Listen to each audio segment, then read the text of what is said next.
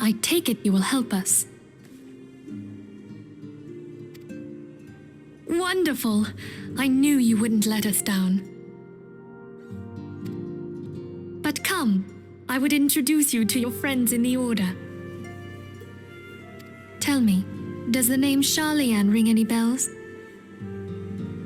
It used to be one of Eorzea's 6 city-states, and was situated in the northwest of Aldenard. The Sharlayans were the keepers of wisdom both old and new. Their mastery over magic and ether was unsurpassed, and even the Garleans knew to fear them. Among their number, there were a noble few who devoted their lives to safeguarding the future of Eorzea. When the realm began its descent into chaos, and their countrymen fled for the motherland, they alone chose to remain here. These noble men and women were called the Archons. Those same brave souls stand before you now. The masked woman is Ida, and beside her is Popalimo. The two are charged with surveying the Twelveswood. Hello there. Welcome! Okay, my turn to introduce someone. That there is Thancred. He is our man here in Ul'dah, Jewel of the Desert. Welcome to the team. I never doubted that you'd come. If I may, the lovely maiden beside me is named Y'shtola. Limsa Lominsa has the pleasure of being under her care. Greetings. Last but not least is Urianger, who presides over all affairs within these halls. Pray seek him out whenever you have questions. Dawn may banish even the darkest night. The words of a dear friend. I am glad of our meeting. At the Battle of Carteneau, our leader was taken from us. But we did not stray from our purpose. We sought out Minfilia and others with her talent, and together established the Scions of the Seventh Dawn. Along with the Archons, those blessed with the Echo play a pivotal role in our endeavor to forge a brighter tomorrow for the realm. Oh, I should also introduce you to Tataru, our clerk. She ensures that everything runs smoothly. Pleased to make your acquaintance. In time, I hope you will come to think of us as family.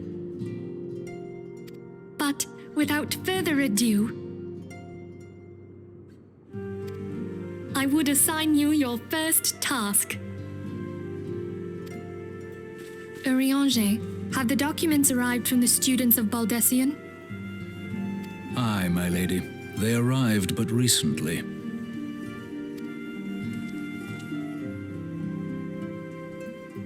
We have received a request for aid from the Immortal Flames. Thancred, would you do the honors? It would be my pleasure. Some days ago, a crystal caravan registered to Amagina & Sons mineral concern was waylaid and divested of its cargo.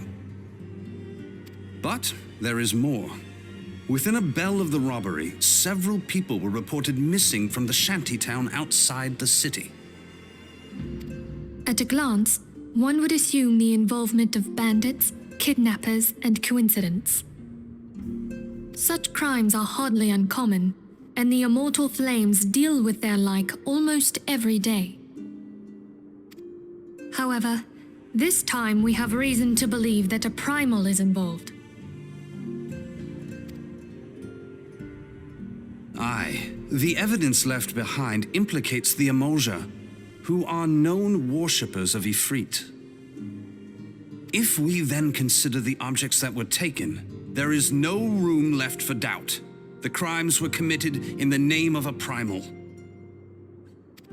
That you may better understand the nature of our struggle with the primals, I would have you play the leading role in this investigation. You have my thanks.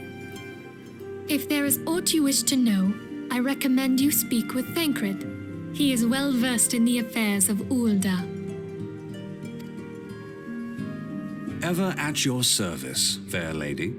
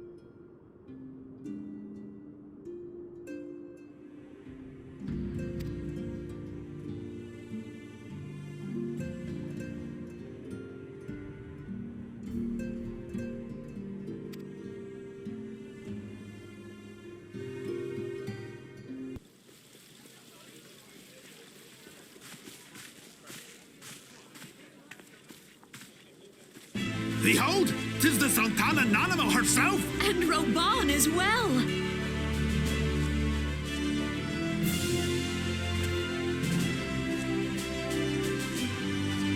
Hark you, souls of flame, drawn to the bosom of the desert, where the fire burns brightest and shall rage forevermore.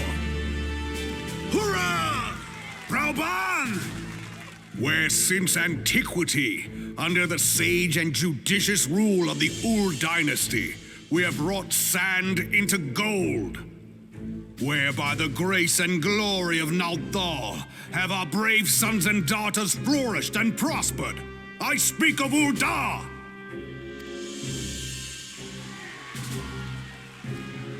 There, at the Flame General's back flies the Grand Company's standard. Note the sigil. The golden scales of order balance the jewel of prosperity with the flame of might. Great and many are the gifts our nation has given the realm. In Eorzea's darkest hour, on the killing fields of Cartano, none spent more in blood and gold than we. Thus was the 7th Imperial Legion laid low. So that's how it happened. How soon history forgets. Yet many left our gates, never to return. Let us pray for our absent brothers and sisters, that they might know happiness in the great beyond, as Thal's honored guests. If the fates were fair, the price we paid that day would have bought us victory. Alas, they are not.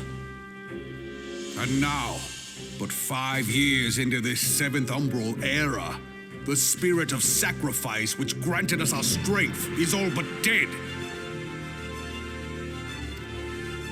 Look around you. What do you see?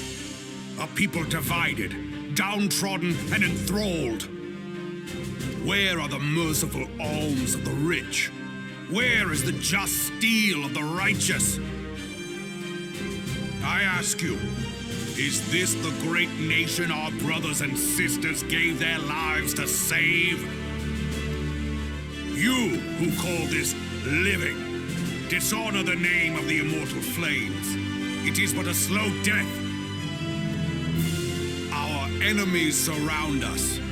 The savage hordes of the Amalja wait beside our roads, strangling the lifelines of trade. Meanwhile, the Garleans make mock of our borders and despoil our land of its natural wealth. We stand on a precipice, yet we do not act. Whether trader or soldier, monetarist or royalist, all must recognize that a divided Ul'dah stands to fall. Victory and fortune walk hand in hand.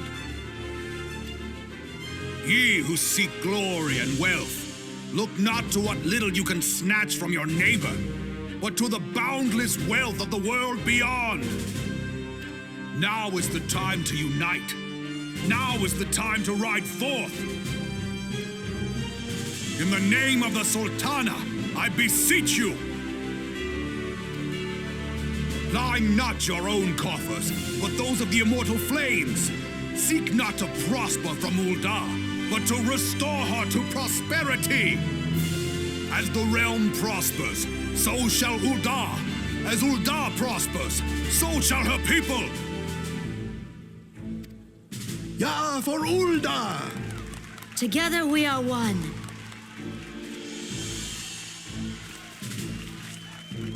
Your Grace.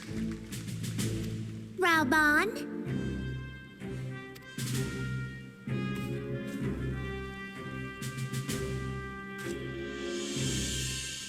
People of Ul'dah, I, Nanimo, 17th in the line of Ul, address you. Much has been made of the wealth of Ul'dah. Yet those who measure that wealth in coins and carats are gravely deceived. For the true wealth of Uldar lies in the health, happiness, and hopes of her people. Beloved subjects, I bid you raise aloft the torch of Uldar, that her flames might serve as a beacon for all Eorzea to see.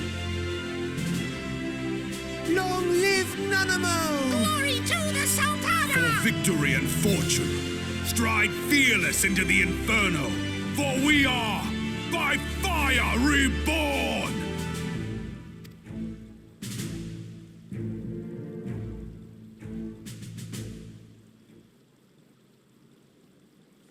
Forsooth! The time is now! I believe... If you'll permit me, Alfie No. And my sister, Alize, at your service. I saw at a glance that you were a fellow traveler. You might call us students of history, sampling the realm's remembrances in pursuit of enlightenment.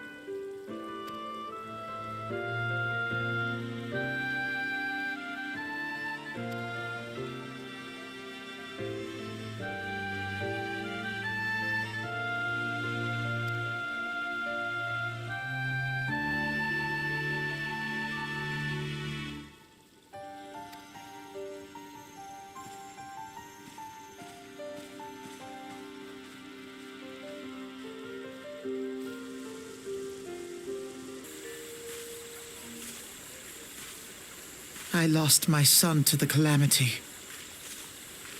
The 3 Seedseers are all together. Some say you couldn't take a step without stumbling over a body.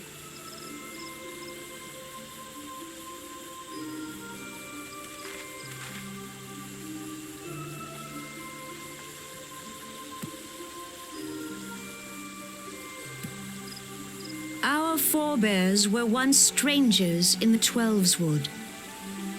Fearful of the green wrath, they hid themselves in the dark recesses of the earth. Yet they dreamed of basking in the dappled sunlight of the forest. Through great effort, they proved their worth to the elementals, and were granted a place beneath the boughs. So it was that Gridania was born, some 5 centuries ago. Working hand in hand, the Hyur and the Elysian settlers sowed the seeds of our civilization, and soon they were joined by folk of all races. So nourished by the waters of unity, and blessed by the light of the matron, Gridania flourished into the great nation it is today. Do you see the Gridanian standard? There, hanging behind the Elder Seedseer. The entwined serpents represent the unity between Hyur and Elysian. An elegant symbol, do you not agree? In accordance with the will of the elementals, we have embraced a life of peace. Alas, Our neighbors have not always sought the same for themselves, nor for us. Though we Gridanians have no love for war, we have still less for those who would threaten our way of life. Ever have we fought to protect the sanctity of the Twelveswood. When the Garlean Empire brought its war of conquest to Eorzea, we rallied under the noble standard of the Twin Adder that we might push back the encroaching darkness. And it was we who prepared the ground for the reformation of the Eorzean Alliance, that all the peoples of this realm might stand united against the common threat.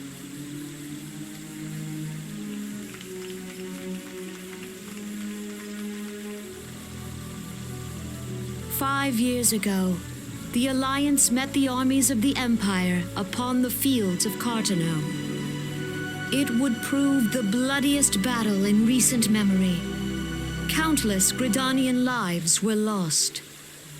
As Supreme Commander of the Order of the Twin Adder, ever shall I bear the weight of our people's sacrifice. Alas, their loss was not the only tragedy to befall us that day, for soon came the calamity.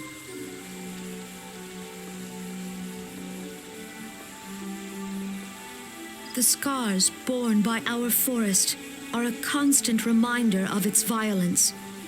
Our lives have been irrevocably changed, each waking hour a struggle to survive. Driven to desperation, some among us have strayed from the path of righteousness, resorting to banditry, poaching, and other unconscionable deeds. To compound our woes, the Ixal have returned in force, emboldened by our suffering. They test our defenses nigh without cease, and prey upon the vulnerable. So beleaguered from within and without, it is of little wonder that our unity now falters. Dark times are upon us. Time was a man could walk pox the on the high bloody roads without Ixal. fear. On this day, 5 years ago, countless Eorzeans laid down their lives that we might behold another dawn. Please join with me in honoring their memory.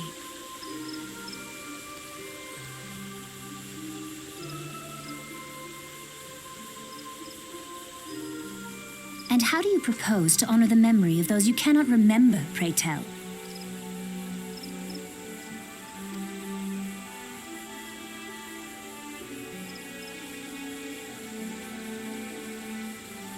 The destruction wrought by the calamity was indiscriminate. It dealt death to Eorzean and Garlean alike. Yet while we have labored to rebuild our homes, to rebuild our lives, the Empire has set about raising steel fortresses here in the Twelveswood. Let none be mistaken. The Garleans remain the greatest threat to our survival. If we are to stand against them, we must remember what it is to be united. Our many troubles blind us to the woes of our fellow man. Thence is harmony lost. Yet harmony is the founding principle of Gridania. We are gathered here to honor the fallen. Let them be honored not only in word and thought, but through concerted action. I bid you join hands with me once more beneath the Twin Adder standard. And together, let us heal the forest's wounds, that our progeny might live in harmony beneath these ancient boughs. For serenity, purity, and sanctity. We must think of the children. Woods will be done. It's up to us to protect the forest. All the elementals!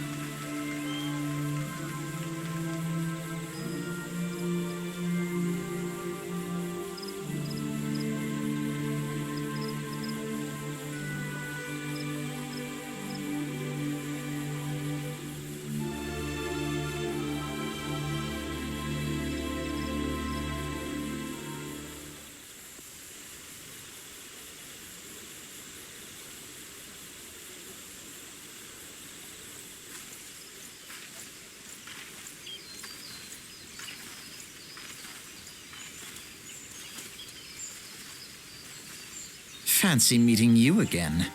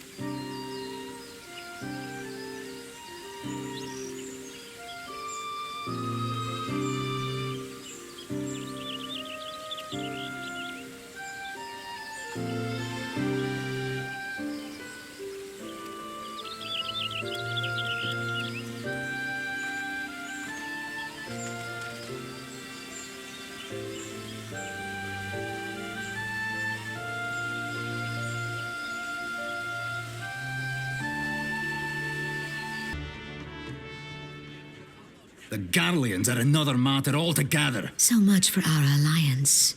It's sunk beyond the seabed.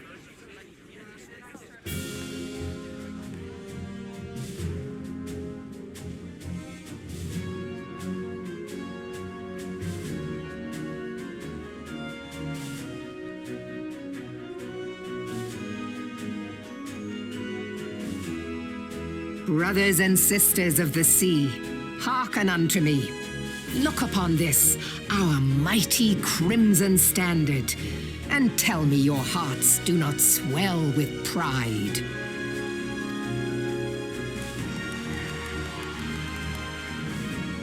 "700 summers have come and gone since our forefathers first ran aground in this fertile bay. In that time, guided by the Mother of Oceans, Limsa Lominsa has grown from humble fishing village to uncontested ruler of the 5 seas and beyond.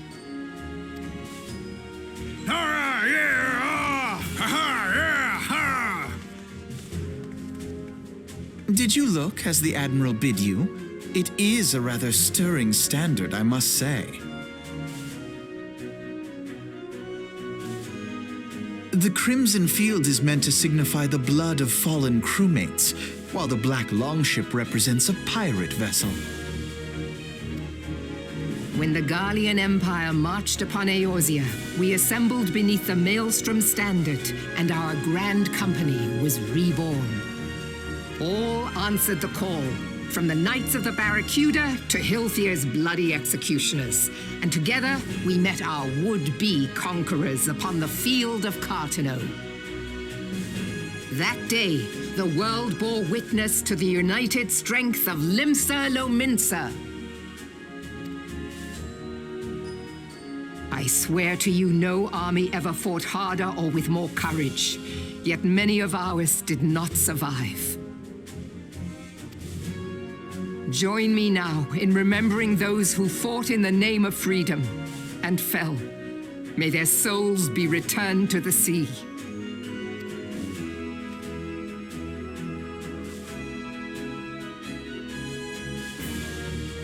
Freedom. Yes, they have always been rather fond of their freedom. Much as the beast tribes have. Small wonder, beneath the surface one would struggle to tell them apart. It has been 5 long years since the calamity struck. 5 long years of tireless rebuilding. Yet still the wounds of the calamity fester and weep. But when I stand atop the mizzenmast and gaze out upon our battered and broken vessel, I see an undying spirit. Did we not build all this from the wreck of the Galadian all those centuries ago? Shall we not do so again? Yet there are those who would see this ship of ours sink beneath the waves of the restless Rotano.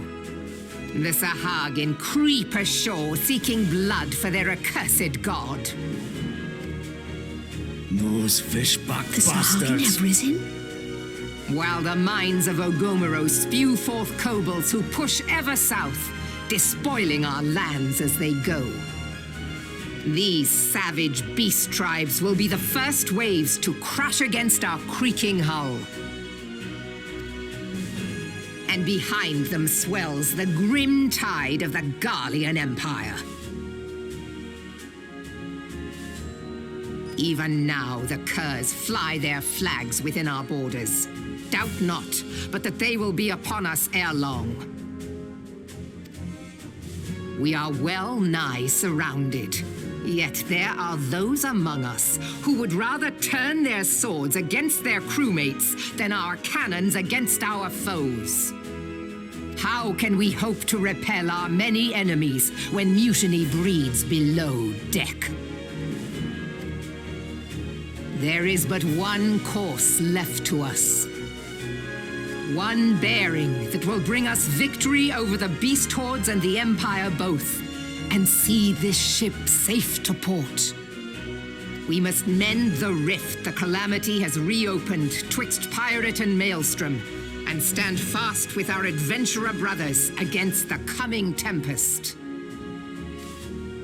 Mark ye well, a crew without unity is no crew at all. 'Tis but a mass of drowned men.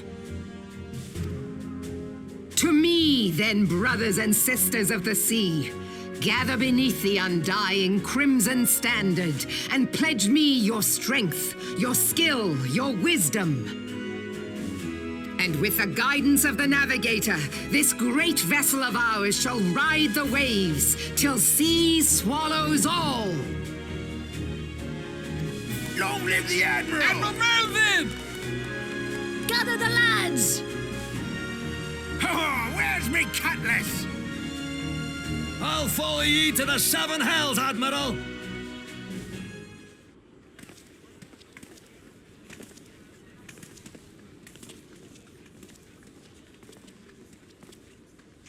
Fancy meeting you again.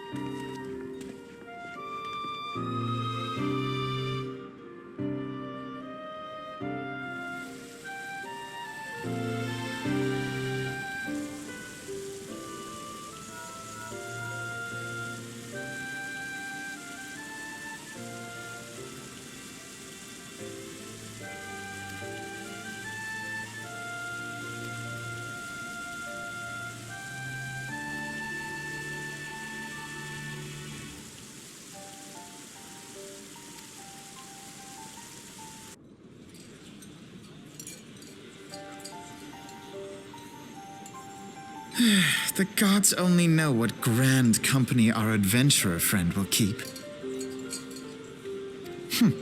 The wheels of change are in motion regardless. Brother, are you certain this course is best? Whatever do you mean, dear sister? The so-called remembrance ceremonies were little more than standard waving rallies. As though the Calamity and Seventh Umbral Era warranted scarcely a mention. Well, of course they were standard waving rallies.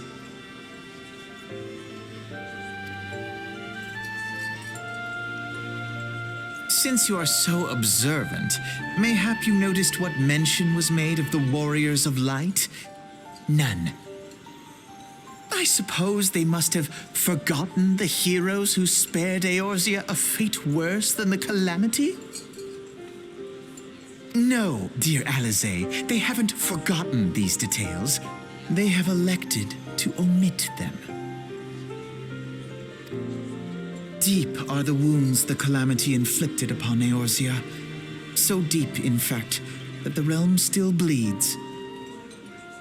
Needless to say, the beast tribes and their primals do little to alleviate the pain. So, the task of salving Eorzea's wounds falls to the scions of the Seventh Dawn, with a little help from our friends, the Grand Companies. Remembrance will yield no remedy. If our world is to heal, we must put the horrors of the Calamity behind us. Our grandfather would never entrust the fate of the realm to despots who rewrite history to their convenience.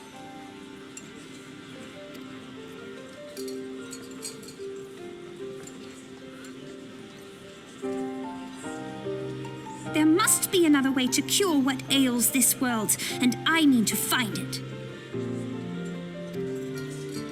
You are most welcome to try.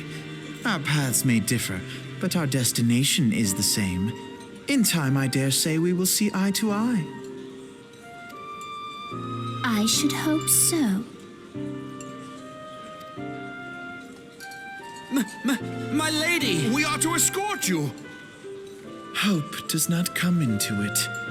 We share the burden of this fate, dear sister, and will prevail together or not at all. The salve will serve not only to close up our present wounds, but prevent old ones from opening anew.